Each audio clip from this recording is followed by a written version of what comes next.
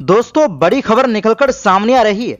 मुस्लिम देश मिस्र की सेना की बढ़ती ताकत को लेकर नेतन्याहू की बढ़ गई टेंशन। बोले, हमारे लिए खतरा। तुर्की और मिस्र के नजदीकी से इस्राएल को दो मोर्चों की टेंशन। बताएंगे क्या है पूरा मामला।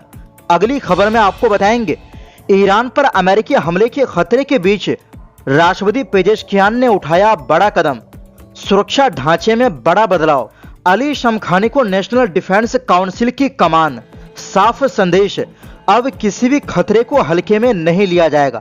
और इसी बीच 12 घंटे में 3 महाशक्तियों की बातचीत।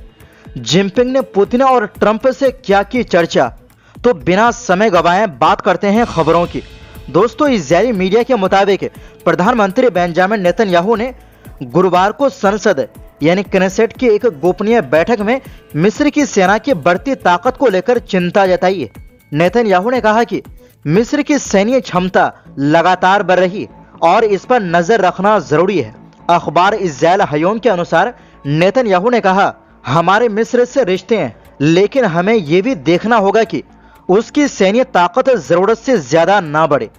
वहीं हारेत्ज अखबार ने भी सूत्रों के हवाले से बताया कि नेतन्याहू ने मिस्र की सेना की ताकत में किसी भी बड़ी बढ़ोतरी को रोकने की बात कही।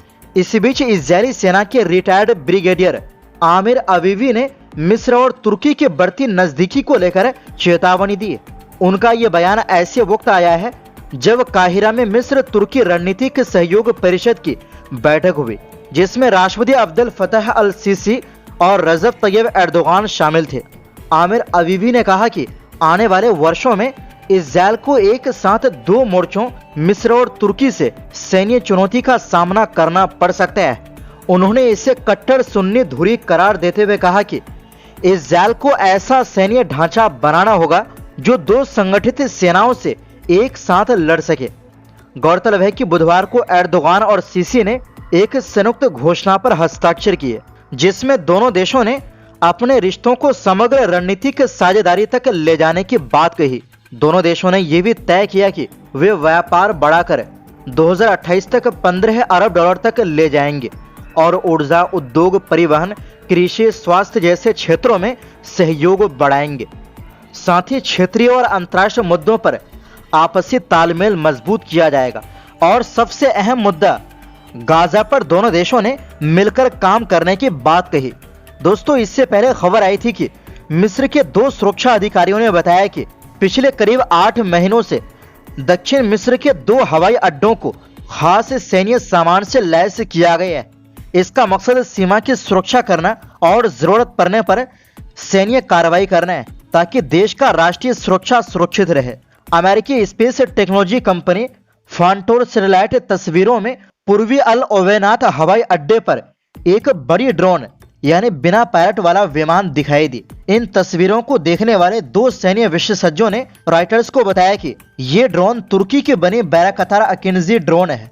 न्यूयॉर्क टाइम्स ने भी उसी हवाई अड्डे पर अकिंजी ड्रोन की तस्वीरें प्रकाशित की थी। अकिंजी ड्रोन तुर्की की डिफेंस कंपनी बाइकर की सबसे आधुनिक ड्रोन में से एक है। ये बहुत ऊंचाई पर उड़ सकती है, लगातार 24 घंटे हवा में रह सकती है और भारी मात्रा में हथियार ले जाने की क्षमता रखती है। मिस्र और सूडान के बीच नील नदी साझा होती है और दोनों देशों की सीमा करीब 1200 किलोमीटर लंबी है।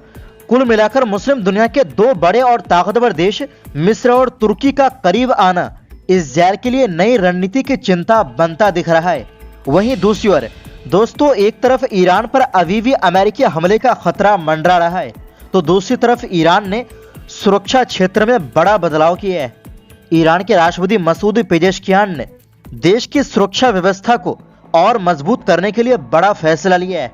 उन्होंने एडमिरल अली शमखानी को ईरान के नेशनल डिफेंस काउंसिल का नया सचिव नियुक्त किया है। यह वही संस्था है जिसे हाल ही में अमेरिका और इस्राएल के साथ हुए 12 दिन के युद्ध के बाद बनाया गया था, ताकि रक्षा से जुड़े फैसले तेजी से और एकजुट होकर लिए जा सके। नेशनल डिफेंस काउंसिल का काम सीधा है, देश की सुरक्षा पर नजर रखना, नए खतरों का समय रहते जवाब देना और सरकार व सेना के बीच बेहतर तालमेल बनाना। इस परिषद की अध्यक्षता खुद राष्ट्रपति करते हैं और इसमें सरकार के बड़े नेता, शीर्ष सैन्य कमांडर और अहम मंत्री शामिल होते हैं। मतलब साफ है कि अब सुरक्षा से जुड़े फैसले बिखरे नहीं बल्कि एक ही जगह बैठकर लिए जाएंगे। दोस्तों, एडमिरल अली शमखानी ईरान की राजनीति और सेना का कोई नया नाम नहीं है। उनका जन्म अहवाज में हुआ और 1979 की इस्लामिक क्रांति के बाद से ही वो सिस्टम का अहम हिस्सा रहे। वो IRGC नेवी और ईरान की रेगुलर नेवी दोनों की कमांड संभाल चुके हैं। इसके अलावा वो करीब 8 साल तक रक्षा मंत्री भी रहे और 10 साल तक सुप्रीम नेशनल सिक्योरिटी काउंसिल के प्रमुख रहे। यानी सुरक्षा और रणनीति का उन्हें दशकों का अनुभव है। इस पद से पहले भी शमखानी ईरान के सर्वोच्च नेता आयतुल्लाह अली खामेनी के राजनीतिक सलाहकार रहे, इसलिए उनकी नियुक्ति को सत्ता और सेना दोनों का भरोसा माना जा रहा है। ईरान ये सब कुछ ऐसे समय में कर रहा है जब अमेरिकी जंगी जहाज ईरान के बिल्कुल नजदीक तैनात है। दोस्तों, खास बात आपको ये भी बता दें कि जब पिछले साल इजराइल ने ईरान पर अचानक हमला किया था, उस समय अली शमखानी भी खुद घायल हो गए थे। कुल मिलाकर शमखानी को ये जिम्मेदारी देकर ईरान साफ संदेश दे रहा है कि हालिया टकराव के बाद वो अब किसी भी खतरे को हल्के में नहीं लेने वाला।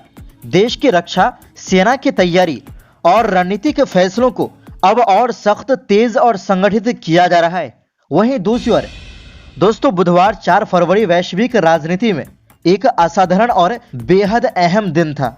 चीन के राष्ट्रपति शी जिनपिंग ने सिर्फ 12 घंटे के भीतर दुनिया के 2 सबसे बड़ी ताकतों के नेताओं से बातचीत की, यानी रूस और अमेरिका। इससे साफ हो गया कि चीन एक साथ 2 बड़े मोर्चों पर संतुलित कूटनीति चला रहा है। सबसे पहले शी जिनपिंग ने रूस के राष्ट्रपति व्लादिमीर पुतिन से करीब 1.5 घंटे की वीडियो कॉल की।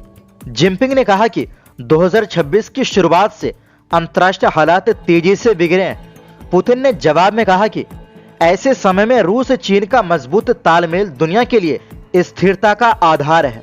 दोनों नेताओं ने रणनीतिक साझेदारी और गहरी करने पर सहमति जताई। पुतिन ने 2026 में चीन आने और नवंबर में एपेक शिखर सम्मेलन में शामिल होने की पुष्टि भी की। क्रेमलिन के मुताबिक बातचीत में अमेरिका से रिश्तों, गाजा में ट्रंप की बोर्ड ऑफ पीस योजना, वेनेजुएला, क्यूबा और ईरान जैसे मुद्दों पर भी चर्चा हुई। इससे संकेत मिला कि रूस और चीन अमेरिकी प्रभाव का सामना करने के लिए सहयोग बढ़ा रहे हैं। पुतिन से बात के कुछ घंटों बाद शी जिनपिंग ने अमेरिकी राष्ट्रपति डोनाल्ड ट्रंप से फोन पर लंबी बातचीत की। ट्रंप ने इसे सकारात्मक बताया और कहा कि इसमें व्यापार, सैन्य मुद्दे, ताइवान, रूस यूक्रेन युद्ध, ईरान ऊर्जा और तकनीकी सप्लाई जैसे कई अहम विषय शामिल रहे। दोनों नेताओं ने संपर्क बनाए रखने पर सहमति जताई। शी जिनपिंग ने साफ कहा कि चीन अमेरिका मतभेद बराबरी और सम्मान के साथ सुलझाए जा सकते हैं, लेकिन ताइवान चीन के लिए सबसे संवेदनशील मुद्दा है। उन्होंने अमेरिका को ताइवान को हथियार देने में सावधानी बरतने की चेतावनी दी। इस बीच चीन ने स्पष्ट किया कि वो अभी परमाणु निरस्त्रीकरण वार्ता में शामिल नहीं होगा। ये बयान ऐसे समय आया है जब अमेरिका रूस की न्यू स्टार्ट संधि खत्म हो गई। चीन का कहना है कि उसके पास अमेरिका और रूस की तुलना में बहुत कम परमाणु हथियार है, इसलिए वो फिलहाल इस बातचीत में शामिल नहीं होगा। तो दोस्तों, फिलहाल के लिए इस रिपोर्ट में बस इतना ही। फिर मिलते हैं एक नई रिपोर्ट्स के साथ।